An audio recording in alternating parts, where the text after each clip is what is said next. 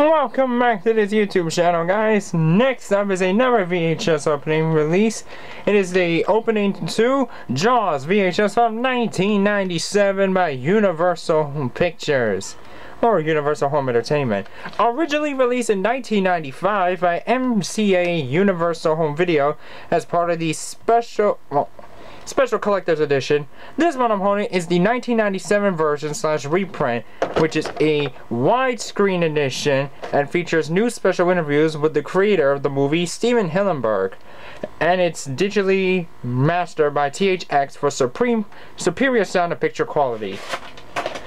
Here is the tape itself, and it has two print dates, the 127th week and the 27th week of 1997. So let's play the tape.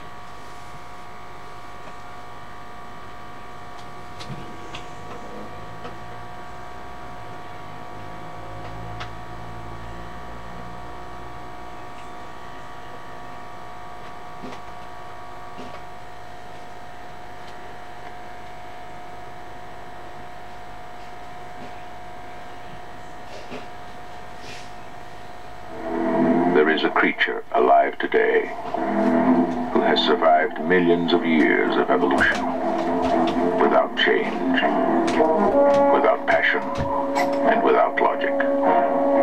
It lives to kill. A mindless eating machine. It will attack and devour anything.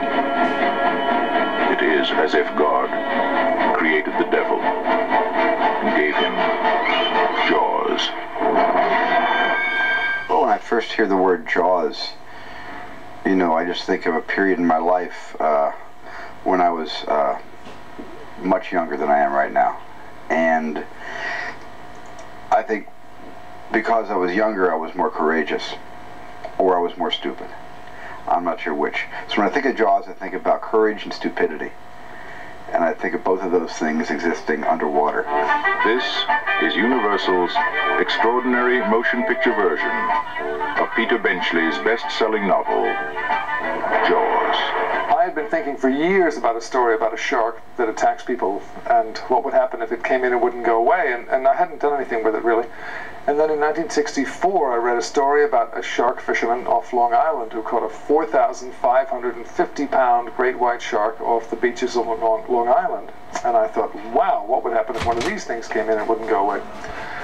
And again, I didn't do anything about it until 1970 or 71 when a publisher finally said, that's an interesting story, I'll pay you a couple of dollars if you'll put it on paper. So that's how the idea began.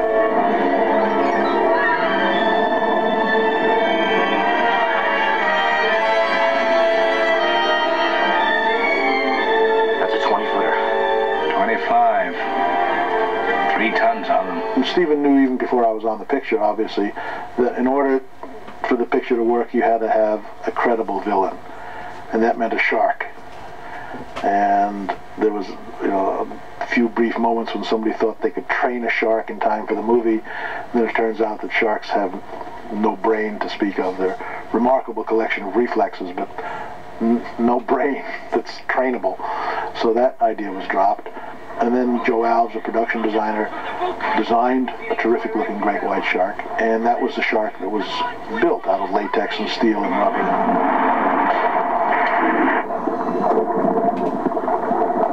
Everyone was telling me it can't be done, you know, it'd take 3 years in development. And I heard about this guy who did the giant squid in 20,000 Leagues Under the Sea. And his name was Bob Matty. And so when I met Bob, I didn't get the usual pessimistic attitude that you can't do this, you know, you can't make this full, you know, size shark and you shoot in the real ocean. Instead, I got this very enthusiastic, yes, we could do anything.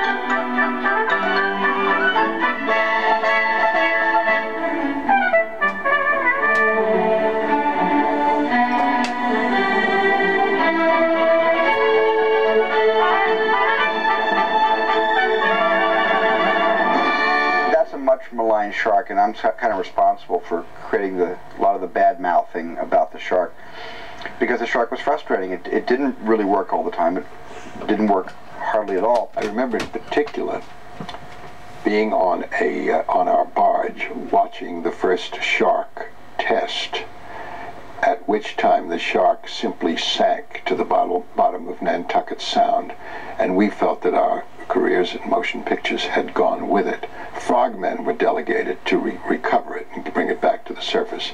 Everything that could go wrong with a shark went wrong with the various sharks, the various types, head, fin, tails. The ocean was so brutal on the mechanics.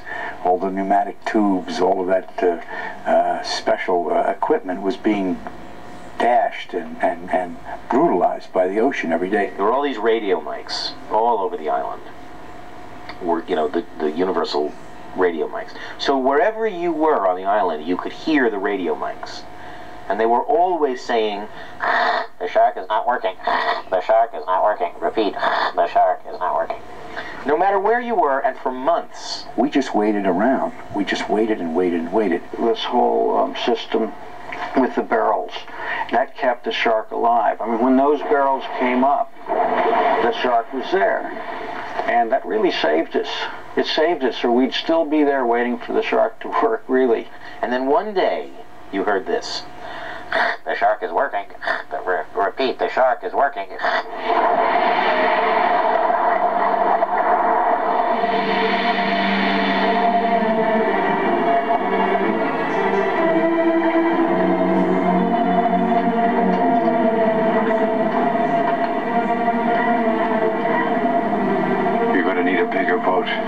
The shark worked well enough that we, for a while there, had the biggest hit of all time. So I really owe the shark a lot.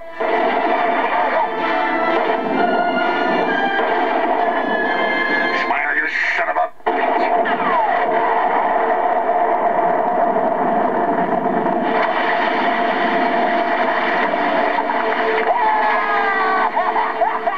I saw the film in its final version when it played at the Rivoli Theater in Manhattan, which was a huge theater with a great big screen, and the members of my family and guests were invited, and watching the audience react to it was wonderfully exciting. I mean, they just laughed and they screamed, and they did everything that we hoped they would do. There was applause at the end of the movie. The movie ends, we're swimming away, it says the end, and they went crackers. Everyone went berserk. However many people are in that theater, and I couldn't even tell you. Pretty big theater. They went nuts. And then they sat, and they watched all of the credits. Every last one of them. And nobody moved. And then they applauded again. And I've never seen that. And I remember walking out on the sidewalk at the end of it, and I looked at Dreyfuss, and he looked at me, and he ran over, and he jumped up in my arms, and he said, we're sensational. We're great. We're terrific. And I said, yeah. At the end of that evening, I walked out and I ran into Dreyfuss in the street, and we went to a bar, and all Rick could say was, he did it, he did it, he did it.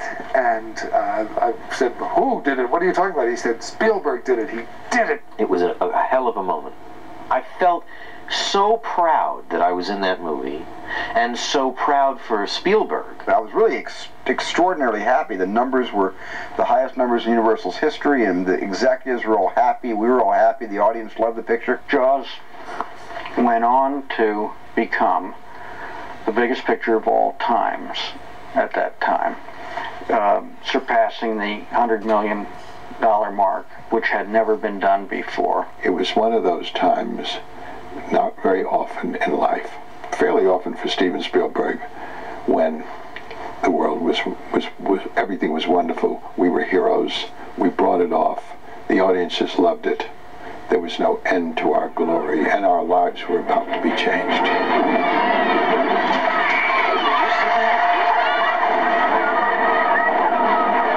Jaws was a fun movie movie to watch, but not a fun movie to make. It was an amazing experience for me under the worst of conditions, and sometimes very sweet conditions, but most of the time under the worst conditions. None of man's fantasies of evil can compare with the reality of Jaws.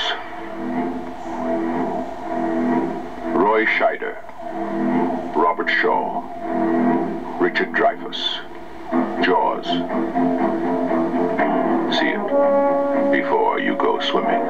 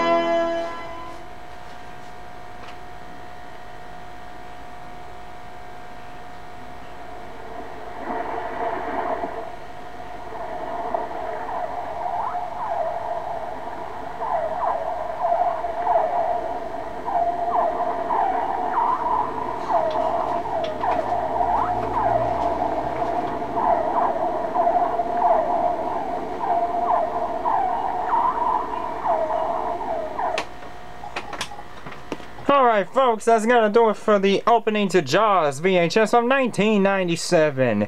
If you guys enjoy it, like, comment, and subscribe, and I will see you guys in the next video. Have a great night.